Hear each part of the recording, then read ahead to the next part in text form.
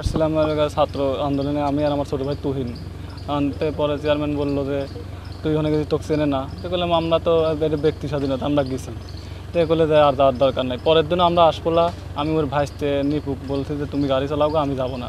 11টা বাজে আমার বাড়ির সবাইও জানে যে আমি এলাকা যাবো না আজকে ডিউটি। পরে 11টার সময় ফোন দিয়ে ডেকে লেগেছে যে আশায় লাগবে আর তো ইতিমধ্যে দিয়ে শালগাড়িয়া গুডাউনের পরে আসছি এখন দেখি ওর বাইসতে লেগা গাড়িতে উঠেছে নিপুর আর সেখানে শুভ ভাই বললে যে তুই চলা ও এলাকা নামো। পরে এখন ওখানে বসেই আছি ওই শালগাড়ির আর যারা ছিল ওরা আসতে একটু দেরি হলে যে বললে যে তাহলে চল যাই। সাথে সাথে ফোন আসলে প্রিন্সের এমপি প্রিন্সের ফোন আসলে যে হচ্ছে পার্টি অফিসে আসো চেয়ারম্যানের পার্টি অফিসে উনি তো এদিক দিয়ে ঘুরে যায় তাহলে এই সময় এটা করে না এইটা হয় না। উনি এলাকা থানার সামনে দিয়ে যায় এই ঘটনাটা ঘটে গেল। ঘটনা ঘটা দেখুন আমরা থানা পার হইলাম এতে অনেক প্রচুর ছেলে পেলে সবার হাতেই বাঁশ লাঠি যাই হোক সবাই আছে। এর আগেও ছাত্রদের সাথে একটা বার ছাত্র এলাকা দেখেছে মানে এডাট কলেজের পর তখন কিছু কয় নাই এক বিষয়ে তাকে লেগে ছাড় দিতেছে। পরে ছাত্ররা দেহা মারত কি একটা জাঁহি মারে দিয়েছে পরে যাই সেমনের লেখা গুলি করে দিয়েছে। আমরা তারপরে হচ্ছে দেখুন গাড়ি আমার দাবর ধরলে তখন আমরা দৌড় মারে শালগাড়ে একটু অবস্থান করি।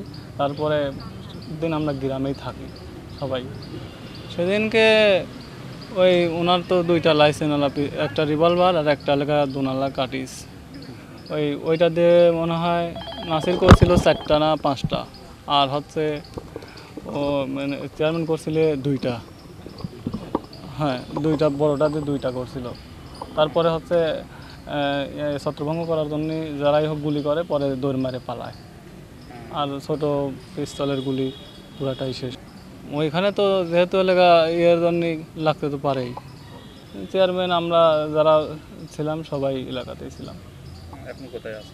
এখন আমার সাথে 2 দিন ওইখানে ছিলে 2 দিন যোগাযোগ ছিলে। পরে হচ্ছে রুকমান ভাইয়ের বাড়িতে এলাকা উনি থাকে। তারপরে আর আমার সেম শেষ করতে বলতে সবাই আমি করি নাই। আমার মামা বলতে কোনে যাবো নি বাড়িতেই থাক।